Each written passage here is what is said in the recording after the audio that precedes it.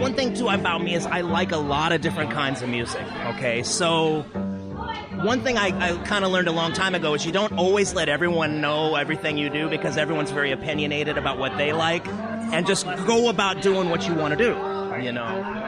I still love to play the electric bass, you know? I still want to play straight-ahead jazz.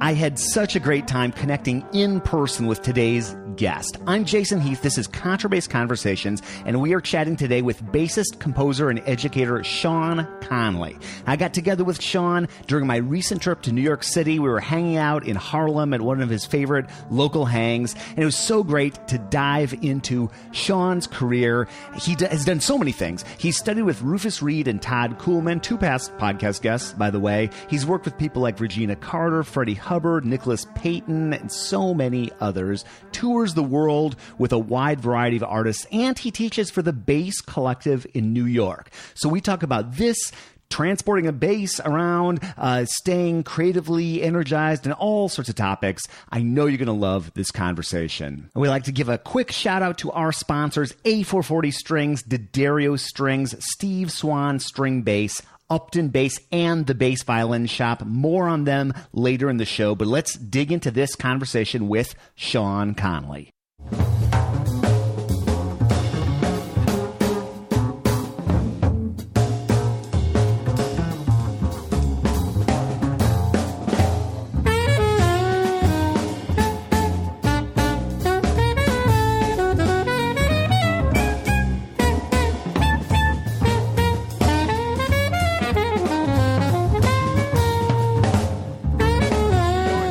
Sean Conley. Hey, man. Nice to meet in person. You as well. I'm excited to be here. And we're up on the Upper West Side, Yes, or in sir. Harlem, Yeah. or where are we? Right Well, now? actually, ironically, 110 is the beginning of Harlem. That's the beginning, So okay. we're right on the edge of the two, yeah. Okay, but you didn't come from Harlem or New No, York City. No. Gunnison, Colorado? Yeah, crazy enough. Where is that in Colorado? It's way up in the mountains, actually. Okay. My father was going to college there, so that's the only reason that I happened to be born there. My father was from Boulder County, you know, and my mom lived in Loveland, so, yeah. How long did you live? Because you ended up in Kansas at some point, I did. right? My father was in radio and television, so he would move around to the next radio station, then the next TV station. So we ended up in Topeka, Kansas, and I actually lived there from first grade until the end of high school. Okay. Yeah. Okay. And it ended up eventually in Kansas City. I did, right? yes. Okay. When did the bass come into the picture Cool. in this? Well, the electric bass came in at 13. Okay. I mean, to take it a step back, I started guitar at 6. I wanted to be the Beatles. You know, my father Sure. raised me on all that music. Then I played percussion in band, you know, band through school. But we all wanted to be in bands at, you know, about 13, 14, and everyone had a guitar already, so I was like, okay, I'll switch to electric bass.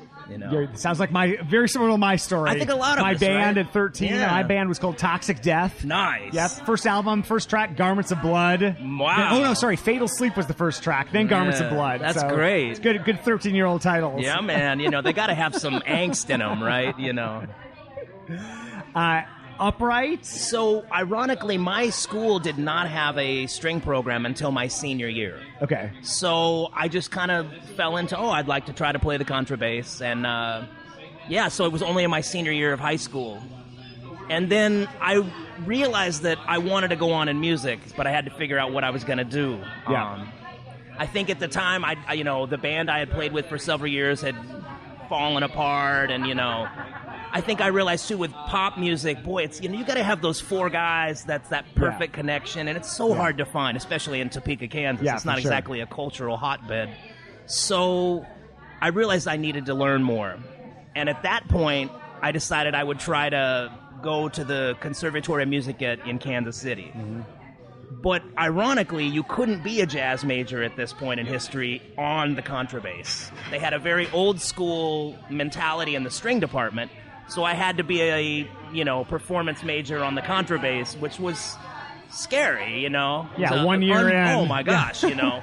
And I was really fortunate. The teacher there at the time, he plays with the symphony, I think still, a guy named Ken Mitchell. And he studied with Ludwig Streicher in Vienna and Barry Green. And so he's a really good teacher. Right. But he also, it was hard for me because, he's like, okay, we got to get to these orchestral excerpts. And, I'm like, man, I'm just barely, You gotta learn your Beethoven 5. Yeah, I'm lucky to do anything, And I think it was also the string department there, like they were so old school that they hated jazz, and I wasn't treated very well in that environment. So I think that also led to me kind of feeling a little insecure about that. Sure.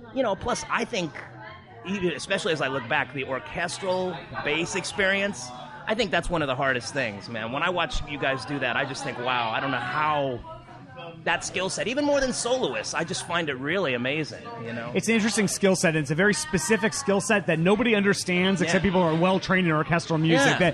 That one of the Los Angeles Philharmonic bass players, David Allen Moore, he says he wants to release a CD of just, actually what bass orchestra excerpts sound like, with the right kind of bass and strings and everything, because it's such a specific sound. It's a very, very highly specialized craft.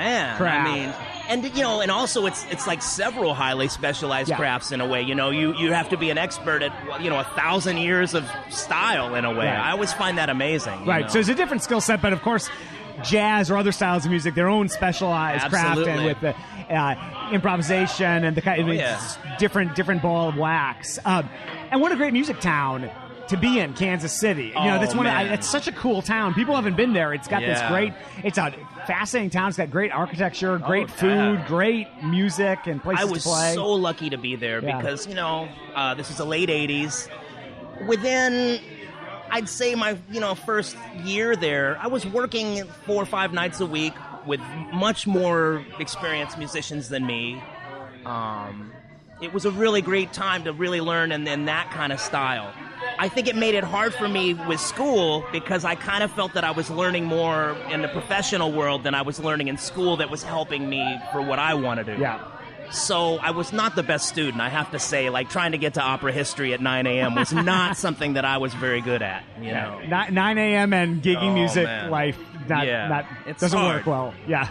And I mean, at that point in Kansas City, too, there was so much work, that I could already kind of support myself a little bit, and, it made a big difference for me. I think I really learned to play in that community. But you didn't stay in that community. Well, I was there for about 4 years or so, or 3, off and on a little bit. But at a certain point, I think I realized, okay, I still need to get better, and I need to put myself somewhere where I'm really going to get pushed. And for jazz and improvised music, New York is the Mecca, You know that everybody, at least seemed like everyone lived here. And so I needed to make a move. And actually, I came out and I studied with Rufus Reid for a short period at William Paterson. That was how I made the jump to the East Coast. What a guy to study with. Oh, man. What Rufus, obviously famous name. We love Rufus. Yeah.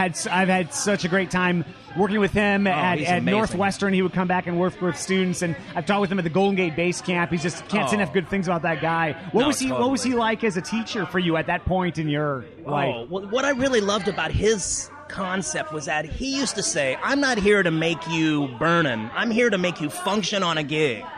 And I think that there's a thing I think of as like gig chops, What do? Like, you can know all these songs and you get your kind of skill sets together, but making music with people who you don't know, learning to read a band leader, whoever's, ending songs, beginning songs.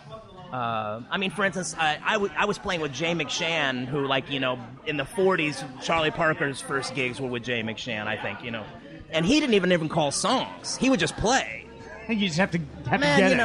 And I mean, with his songs, too, so many of them were way before my time. Yeah. So, I mean, that kind of experience was really integral to me getting kind of my gig chops together, And Rufus then, so his thing was like, if you didn't know a song that he thought you should know, you would be playing that song in several keys for the next hour in the dark. And to this day, there are some songs that when I play them, I think of Rufus. It's like I got those changes from him. I still remember being in the dark playing that song. So you're in New York and you study with Rufus, and you've had all this experience in Kansas City, and now you look at the list of people you've played with is a mile long, and you're all over the place. And how did that year? I think it's really interesting when people come to a new place, but particularly New York. Oh, yeah. Right? Because there's no guarantee that anything's going to go anywhere in New York, and it did and has for you. So what were some of those? What did that first year, those first couple of years look like? What were some of those breakthroughs for you? I think the first thing is that I've always been a person that I really just want to play. Yeah. So I took every gig. I didn't care what it was the pay was or who and where, So I really just you had to put yourself out there to be seen. Something that I hear a lot here, and I think it's very true, is when you're not on being seen, people forget about you quickly because there's 100 guys on the block who are great, So I think I really went out of my way to just put myself in as many situations as I could, I remember things like when I got to William Paterson, I still had a real book, and then I realized, okay, I know these songs, but I had sort of this crutch with I need it in front of me, and so I threw it away, and it's like, okay, we're just gonna sink or swim, Wow, that's a good moment right there. That's a big step. And, being around Rufus and these other guys and seeing how they go about their professional career, you start to say, okay, I see, this guy's doing this. It's interesting. Some people are very like, I want to play with these gentlemen or these women and men, and they'll be very specific. And then that might work for some people, but then other people that doesn't work. It seems like everyone has to come up with their own way of putting together a freelance, performing career. Right.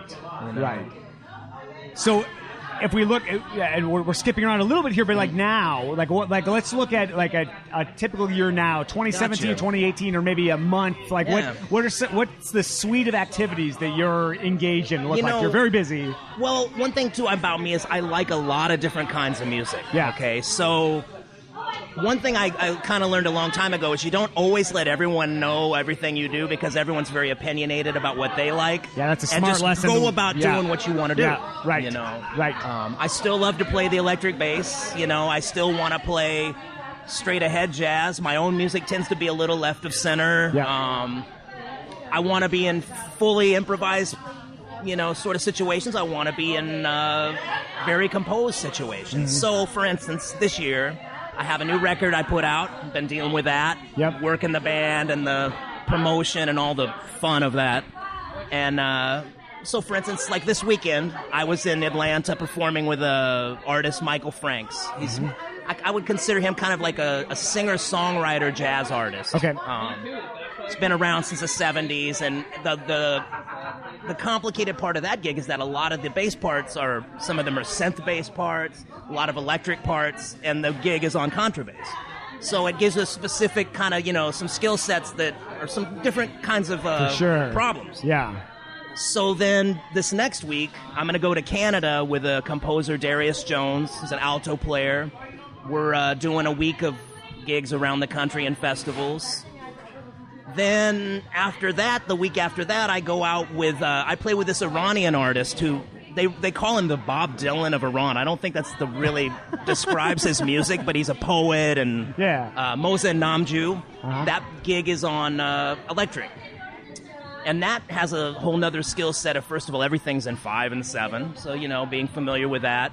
And on top of that, in traditional Persian music, there's no form. Right. So getting used to the fact that every time we play a song, it's like he's going to sing, and then he's done. It's almost like playing with an old blues artist. It's not a 12-bar blues every time. Right. So that's an interesting challenge for me. And then after that, I go back out with Michael Franks a little bit, and then I'm doing, I think, one gig with Nicholas Payton, the trumpet player, coming up after that. So I'm pretty much somewhere every week for a couple months, and in between I have to be here in school and teaching and playing in New York.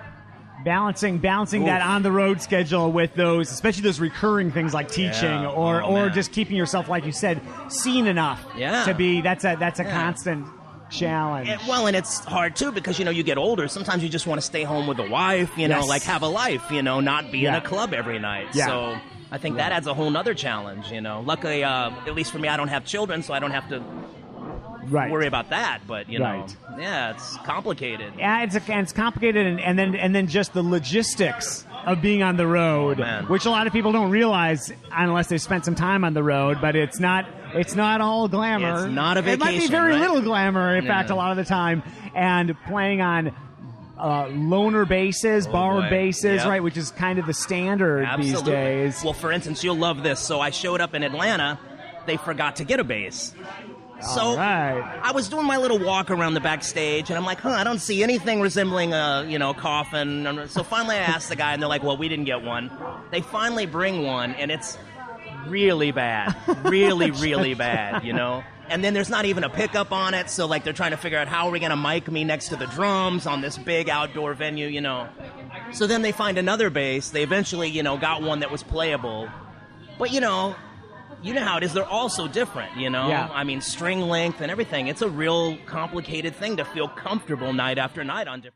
This episode is brought to you by the A440 Violin Shop. It's located just down the street from Wrigley Field in beautiful Chicago on the north side, just off the Brown Line. I have been going there my entire adult life, and they have been fantastic, both for repairs. I've had cracks repaired. I've had seams glued. I've had all sorts of students go to A440 to get instruments, to get bows. They're available with a smile, do wonderful work, and definitely check them out if you are in the Midwest. A440violinshop.com, and thanks for sponsoring the podcast.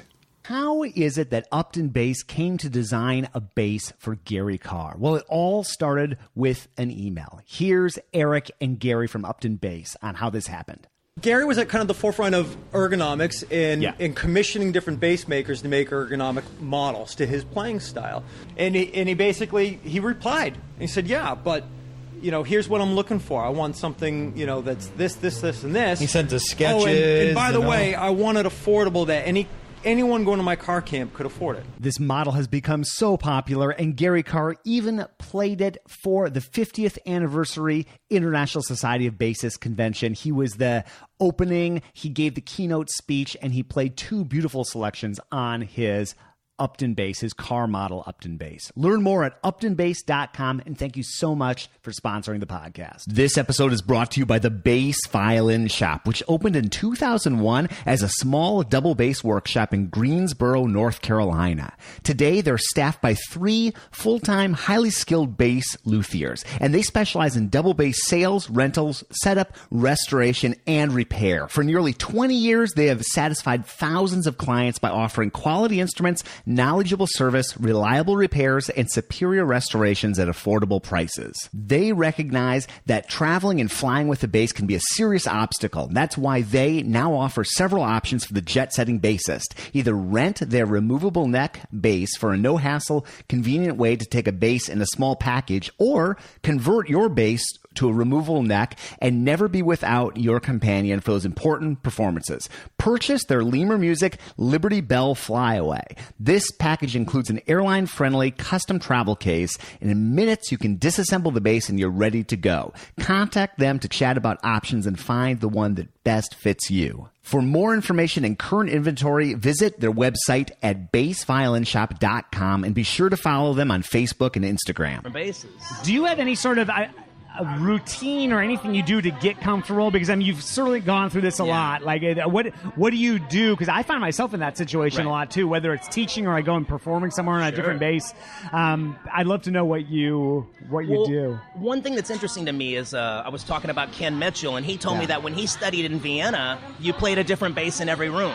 So I remember kind of complaining about playing a different bass as a kid, and he was like, please, why are you complaining? We had to do this every day. Yeah.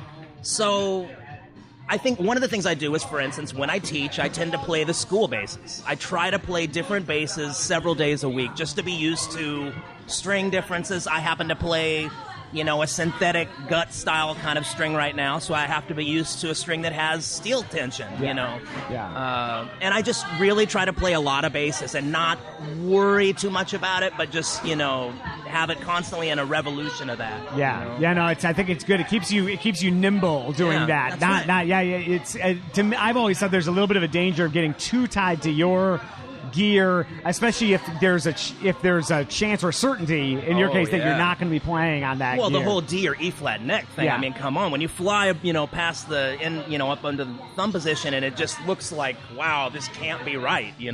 That's a very weird psychological moment. It is an incredibly weird moment, and that's something I have such a hard time adjusting to. For years I played on an E flat neck, and on my current bass, which I've had for 15 years has a D neck. Right. And that was an adjustment. Man. I was a half step off for a long time. Oh, I totally bet, it's just so, those kind of things, different pickups, different microphones, and, every gig is going to be different.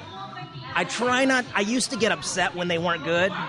I mean, I remember being in Italy one time, and the bass had all these bug holes in it. I don't know what was eating this bass, but I was afraid to put myself against the back of the bass for the whole gig, But I think now I'm older and I'm calmer about it. You go in and you realize, okay, this instrument is not going to do certain things, so I'm just not going to try to do that. Right. Right. I'm going to stick to the things that work, Yeah. So, what else can you do, right? Right, exactly. There's a certain point with basses or the same would be true with pianos or anything like that too. Yeah. But if the strings are 2 inches off the fingerboard and you want to go flying up all over the bass, that's not the day for that. Right. Right. And I think I've also played a lot of different setups over the years, so I'm comfortable. I don't like it when it's really, really low, to be honest, but I can do it. That's okay. Yeah. And if it's relatively high, I'm kind of okay with that too. I used to carry strings and do this. Okay, I'm going to change, but it's just there's no time. Yeah, no time. It's a lot of work. Yeah. Yeah. Like we said, the road, especially these days where everything is one-offs mostly. Fly to a city, play. It's just too much work, It's a lot of travel, and and that's something that you can burn yourself out physically, emotionally, musically. What do you do it so much? Surely you've developed some strategies for not going crazy and staying healthy on the road. Sure. Well, I think one thing is that you really want to make sure that if you can, at this point in my life, most of the people I work with I've known a long time. Yeah. So I put myself around people I want to be with. I think people highly underestimate the community part of how people pick musicians, right? Yeah. If you're on the road all the time, there's a million good guys. I want to be with somebody that I can hang with. Right. So that helps a lot. Like with Michael Franks, I've been doing that gig almost 20 years off and on. I know everybody in that band a long time. We have a nice community family vibe, and it's fun. Yeah. We take care of each other, That makes a big difference for sure. I think also, though, I love certain parts of the road. I like that I only need to know when we're going to play, sound check, and eat, and maybe leave, It simplifies life. I don't have to worry about anything else. Yeah. For years, I never had a television, so I get all excited to go, in the room and watch the worst possible television, The part for me that's hard these days, though, is with bass de jour, playing different basses, I can't practice. Yeah. That's the one thing I find is really difficult. If it's a 2 or 3 day tour and you're not practicing, you start to get a little nervous, or at least I do. Yeah, it's tough to just maintain your chops and move forward on any other upcoming projects. You have all this time, but you can't be using it actually, with instrument in hand. I do a lot of listening on the road. That's, for instance, if I'm preparing new music for coming up, that's definitely a great time to do it. You're stuck in a seat or you're stuck in a hotel. Sometimes lately I've been taking my Apogee little, recording device because I can plug it into my iPhone and do things, if I happen to have an electric bass or something with me, I can at least play around a little bit. Right. But it's hard, it's so funny.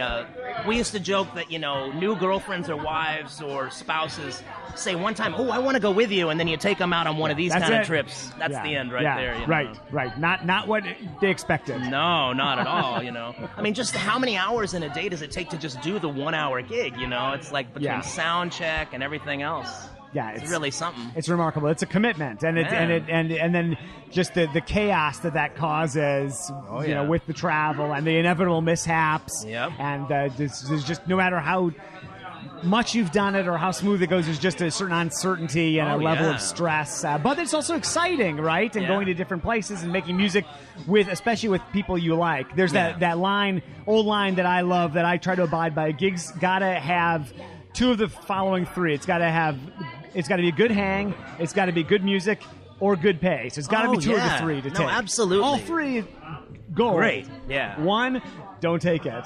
Well, and I think as we get older too, you realize, when you should say no. Yeah. There are certain things that just are not worth your time, and it's maybe not about the money, maybe one of the things, but there's things you shouldn't do. It's a hard lesson to learn. It's a lesson I'm continuing to learn. Well, I think all of us, because, you know, the landlord never stops. You Right. know, we're all on the edge of, you know, scared about money, I think, all the time in the freelance world, you know. It's tough too, because I think sometimes, well, you've been doing this so long, maybe you have the experience to spot the obvious great opportunity, but sometimes I'm not sure what the great opportunity is. Yeah, that's right. And it's hard to know. I've been trying to get better at listening within and seeing, like, is this absolutely, like, I'm all in, or you know. I mean, also, you know, if you do things for the wrong reason, it's going to come out in your personality and maybe even in the music. You know, you just can't fake what we do on that level, or, you know, it has to be real. Yeah. So, yeah, you know, if a guy's a jerk and he doesn't pay good, I mean, you know, I have to fight for money or, you know, chase people around. I'm just not going to do it at this age. I'm not going to get mad. I'm not going to be angry for a month while I can't get my money from you. I'm not going to be screamed at for weird, you know what I mean? Yeah. The possible negative sides of a gig. I mean, that's pretty rare, I have to say. Right, you know? right. So talk to me about the Bass Collective. Oh, cool. And it seems like a really interesting model, and just maybe about the school broadly, and then the Bass Collective and the apprenticeship model and all of that. So the Bass Collective started in the 70s as the Drummers Collective, and it was basically where, you know, people who wanted to be better drummers could really go study with, of course, we have a million great drummers in New York. And over the years, the way they've defined the program is to be a little more like it used to be when you would learn by being in someone's band, okay? So, for instance, we'll have a class, one class we do is in 10 weeks, there's 6 different styles that they have to go through. They have to work on jazz, Latin, Afro-Caribbean, rock, funk, and I'm missing something now because there's so many, you know, they fly by. Yeah. But, you know, so every week, the kid is going to be in a classroom with all teacher-led band. It's going to be, say, a student drummer, a bass player, and a professional rhythm section. So what we try to do is really give them a chance to play with professionals and be able to talk about things from a little bit different level. Mm-hmm. For instance, you give a kid, okay, go check out this song, learn this tune. They go listen to the classic version, whatever it might be. But then, you know, you get on the bandstand, and especially in improvised music, it's not going to be like the record. Yeah. How do you deal and just be prepared for not knowing how things are going to go? We talk a lot about, you know, if you can build these different styles, you know, every style has a skill set, you know, and so even if you're the guy who you think you're going to be the next John Bonham, you can learn a lot by learning Afro-Cuban and, you know, independence. It's, you know, if you're an open-minded kid, you can really learn a lot by these different styles. I mean, every style has not only a skill set, but a sound set, you know, it has a technique set. You know, if I've got a kid and he's studying reggae and he wants to play with the brightest active pickups ever, I'm going to maybe question it, you know. It's like, let's go back to Family Man. Let's, you know, flat wounds, you know. I think for me, I enjoy that aspect, that really a lot of my teaching is actually playing with the kids. For me, that's a lot more fun than just being stuck in a room one-on-one all day. Yeah. I do have, of course, lessons. I teach reading courses, different style courses like that. But it's the playing for me that's more fun. I feel like I can do more to help someone quicker in that environment, you know? It's an apprenticeship model. It's like a luthier learning on the bench with somebody else. Yeah. You know, so like say like that class with the 6 styles, at the end of the semester they have to put on a recital. You know, the information's coming at them all the time, which is very much like what we have to do. Okay, go learn all this music for a gig, you know, in a week, whatever it might be. And I think it makes them realize a little more what actually happens on the bandstand, you know? It's easy these days to sit in a room and make YouTube videos and kind of play by yourself. It is. And it is. I didn't play bass to play by myself all the time. You know, I love to play solo, but come on, you know, playing with people is amazing, you know? Yeah, exactly. I think most people who came to the bass weren't looking to be it's a supportive instrument, even though we do obviously play solos and all this, and there's a certain personality that tends to gravitate towards that, so. Well, but I would also argue that I think it's interesting, especially among improvising and jazz musician bass players, is that there's also this ego thing of, can I play the perfect note at all times, you know? It's like trying to be the absolute perfect note all the time while people change harmony, you know, or maybe in an improvised section, we don't even know what's going to happen. And I love that challenge. I think that's the thing that makes me really want to play the bass. Even though I want to use my creativity to be supportive of others, it's that. Can I just be perfect without ever knowing what's going to happen? You know, that, or which of course doesn't happen. Right. But the challenge of that is amazing. You know? You watch, like, you know, like a guy like Ron Carter, you know, it's like, how do you always seem to find the right note, the right sound to play with so many different people? You know, that's my favorite part, you know. It's a great teaching model, and I too would rather be in that kind of a setting than the one-on-one lesson. Though there are benefits to that too, but really getting in and doing and showing those gig skills, those practical skills, the stylistic skills. Yeah. I mean, when I was at the conservatory too, you know, not only did I barely play the bass, but I hadn't heard anyone play the bass well, you know.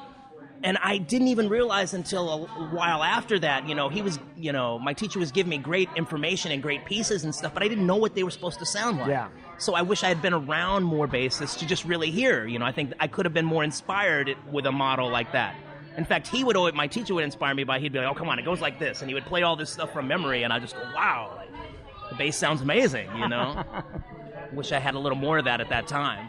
This episode is brought to you by D'Addario Strings. Our friends at D'Addario want to help listeners change their strings safely and efficiently, and they have a few tricks to help you achieve that. What happens if strings aren't quite the right size for your instrument? For instance, if you play a 5/8 bass, when strings are slightly too large for an instrument, the tension will be lower. And when strings are slightly too high for an instrument, the tension will be higher. Learn more at orchestral.daddario.com. And thank you so much for sponsoring the podcast. This episode is brought to you by Steve Swan String Bass. Steve has been active in the bass world and also the guitar world for years. Here's a bit from our live podcast taping with Steve on how he got into that business. Guitars and basses. Guitars and basses. Okay, how did that happen? They're both helper instruments. I've always played the rhythm guitar, quite often with bass lines moving, either in swing style, jazz style, or country style.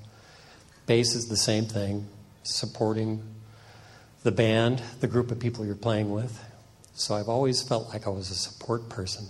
I love how Steve describes being a support person, and he is certainly that for the bass community here on the West Coast, here in the San Francisco Bay Area. His shop is located just south of San Francisco, and he has a large retail showroom with about 70 basses on display.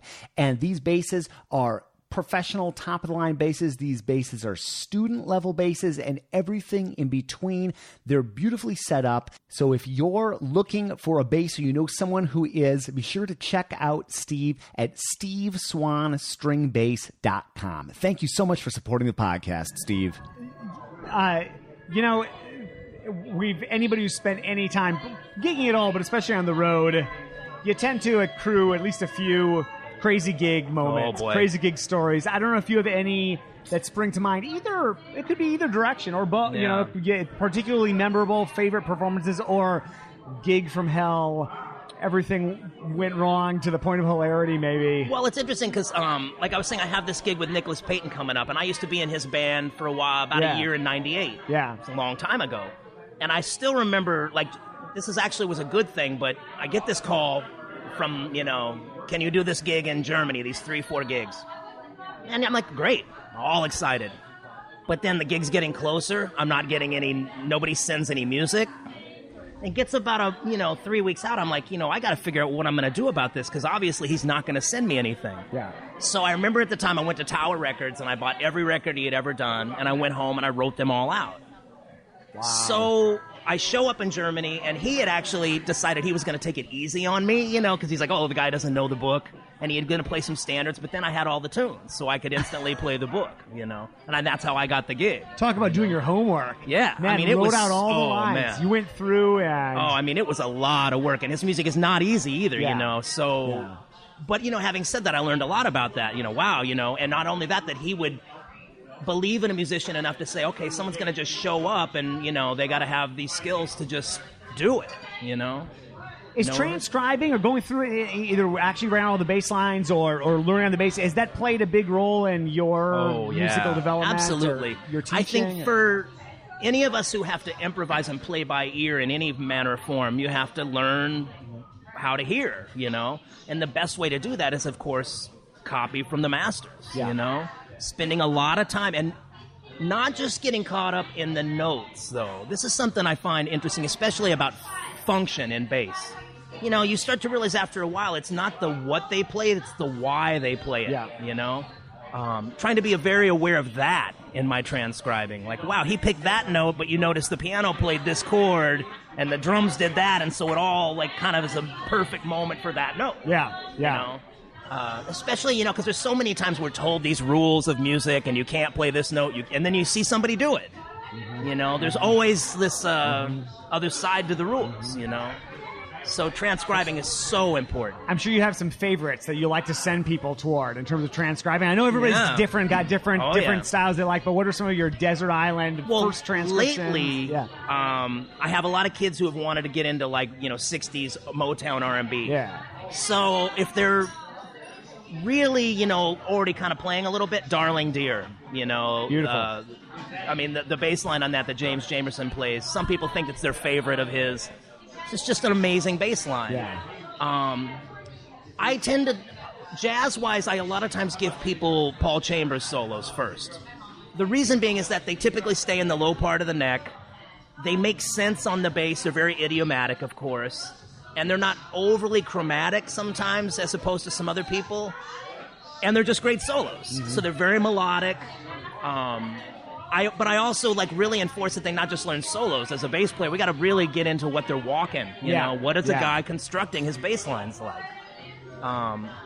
Everyone's a little different. You have people who have more rhythm. So if you got a guy like, Dave Holland, he's moving rhythm around all the time. You have other guys who all they play is quarter notes for 40 years and nobody complains, feels great. So you want to, I think it's very individual for a certain student. You got to pick what the person is into, what can they do, and really then try to just lead them down some paths. I'm not the one who's like, you're going to do it my way in this order. It doesn't work for me as a teacher. In terms of, I don't know what the right word is, abstract technique, or some things just like the tools of the trade, sharpening the blade, things that either you teach or seem to come to on a regular basis, even with students of varying styles, or stuff that you do yourself. I always think it's interesting. Like how do you keep the blade sharp for yourself, or how do you teach students how to do that? Well, I'm actually right now really into practicing with this app that I just got. I guess it's made by Stefan Harris and the Vibes player, great jazz musician. Oh, I can't wait to check it out. Let me show you. I just have to get it up. It's called Harmony Cloud. Oh. Now, it's basically all about ear training and playing along, but what it does that for me is the best thing ever, it makes up random chord progressions that make sense. Oh, that makes sense. And I just improvise while I have to hear without knowing what's coming next. Harmony Cloud. Cloud. I am putting that in the notes. Okay, that's great. I love Aprica. Okay, that's awesome. And I have to say that it does a good job of, they make sense. Like they might not just always be 2/5s or very specific things, but they make sense. And so for me, the thing of just, can I just always hear what I need to hear, and just making my ear practice more than anything. That's one of the things that makes me love technology, something like that, man, where you're getting to the point where you can actually have something that's being randomly generated but has some logic to it. I mean, absolutely. It's so hard to do without an app like that, or a kind friend at the piano or something like that. Well, another app I'm using now is all about polyrhythms, and it'll play any grouping against another grouping. Oh, what is that? See, the one I'm using, my drummer friends hit me to this. It's called hetero beats. Hetero beats, okay. So you can put 2 against 5. Nice. And for me, a lot of the music these days people are writing is extremely polyrhythmic. Yeah. So it's great practice for me. That's enough. Okay, you've given me 2 solid goals. I'm going to go check out both of those and start using them for my students too, and for me. That's awesome. No, it's amazing. Now you can carry your phone around. I don't need a laptop on the road, and I have so much information. It's amazing how anybody who's lived in the pre-smartphone era, which is pretty much everybody, but I remember carrying around my mini disc recorder and microphones. Man. I remember carrying around my Korg tuner, my Dr. Beat. I would even carry a video camera to watch myself. Yeah, it's amazing totally. how this thing that we have in our pocket can do all those functions and make calls and can contain our calendar and everything. Oh, it's so really something, you know. Yeah. And I mean, I just remember too, especially as a bass player, going back to even before mini disc, when it was the Pro Walkman was the best thing anyone had. Now, they were great, but I remember being on the road in those days for like 6 weeks straight. You know, you're in the van every day, listening to the gig from the night before, and you can't hear the bass. Yep. And I used to always spectrum. feel so depressed. You know, it's like, man, I can't tell if I'm getting better or not. You know, it's like... Yeah, we've come a long way. Oh, man. But I have to say, I still have so many hundreds of those mini discs that have not transferred to digital or to, you know... Yeah, me too. Me too. Yeah. I don't even know where that box is. Oh, man. It scares me to think about it, actually. I'm sure there's some cool stuff in there, but, you know... Well, this is super fun, and I love chatting with people from all sorts of different walks of life, and it's fun to get together in person and, it's really and great. dig in, and I usually, and I'd love to do this again. Absolutely. Anytime. But if I usually end with some sort of advice for your younger self. So if we go back to Sean just starting UKMC or in Topeka, Kansas, or here you are now in New York City, you've been here for a long time, played with all these great artists, what advice would you give the younger version of yourself? I think especially, maybe this would be a younger me now, you know, in this environment and time. Go really see people play. Don't depend on, you know, the videos are great and everything, but you can't really experience how people play unless you're really in the room with them, you know? Yeah. That'd be the number one thing. Absolutely. I mean, records are great, but they're not what the real sound is, you know? It's very interesting, you know? Yeah, there's a synthesis that happens live. That's something I've noticed for years with people who really kind of move forward quickly in their careers and really I've noticed a real commonality, whether it's a classical player or jazz player, anybody in any sort of form. The commonality I've noticed is they go see a lot of live music. The people at Northwestern in Chicago that went to see the Chicago Symphony, they're playing in a group like the Chicago Symphony now. Yeah. And I think when you see it done, you actually believe it's possible. Yeah. So then all of a sudden, I think that's a great point. Whole thing breaks open, you know? Yeah. And I think also, you don't have to always go see famous people play, though. You know, I mean, that's great to see the masters, but I often found that, especially at a certain level, seeing people just around my level, maybe a little higher, a little lower, and just really seeing, okay, what does that guy do? Oh, yeah, he does that good, but maybe I don't like that. Yeah. You know, and I would also argue that recording oneself as often as possible, getting over that fear of hearing what you're doing, you know? You have to be honest with yourself to get better. If you're not honest, you're not going to get better, you know? And there's that thing in your brain of the just letting things go and playing and then judging yourself in the moment. That's not necessarily a helpful thing. The beautiful thing about recording is it separates the two processes, the actual performance from the evaluation. Absolutely. And it's something that I think we all know we should do more of, but that's another thing that it seems like people that move ahead in their career, they've figured out that. I tell kids, you know, the other thing is put the recorder on and then, you know, just practice for a couple hours, whatever you're doing. Yeah. Don't think about it. But then you don't have to, of course you can't listen to 2 hours every day, but go somewhere in the middle where you forgot that you're actually recording and hear it when you're not thinking about the recorder. Yeah. Because that's the most honest interpretation of what's really going on. For sure. That's it's a game changer. If you're willing to be honest, you're going to get better. You know? Yeah. Other things, you know, too, that you mentioned with the brain chatter, I think is very interesting because I talk a lot about that with my students, you know. I read somewhere how, you know, our basic brain chemistry hasn't changed in a long time, how the brain works. Basically, our brain still is like you're living in the forest, you live to be 25, and every second a lion might eat you. Right. You know, your brain is either everything is fine or everything is messed up. And all that chatter, like, you know, for instance, this has happened to me a million times where you're playing a solo, you think, oh, I should play something cool now. Yeah, that never goes very well. Right. You know? Or you decide, man, I'm going to play that lick I practiced today. You know, that whatever never goes well, you know? So I try to avoid all that chatter as much as possible, you know? I think it's not really real. Yeah. You know, your brain's just doing it. I have to let that go. I'm glad I'm not the only one who's said mentally, I'm going to play that cool lick I know, and then have it not go. Oh, man. It never goes right, you know. And you can always tell when you do it. You're just like, oh, yeah, that's, you know. But 6 months from now, it'll come out. Yeah. At the right musical moment, and then it's, you know, the real deal. You know, you can't expect to be playing what you're practicing on the gig that night anyway, in my opinion. You know, it's going to take too long to get into your playing. Right. It takes a while to seep in and then get into the nervous system and become part of your vocabulary. Totally. You know, I mean, even like, you know, in a classical concept, like, bow strokes, come on, you know, having a, you know, not until you really understand what they're supposed to sound like. Right. You know. It's a language, and we're learning new words, and we're learning new phrases, and if you've ever tried to learn a new language, and then you try to have a free-form conversation, you realize how hard that is. Oh, man. So, you know. Yeah, absolutely. Sean, I appreciate you. Oh, man. Thanks for getting together. It's really a pleasure. It's really exciting because I've been listening for so long, so I'm glad to be part of the podcast. I'm glad to have you part of it. Thanks.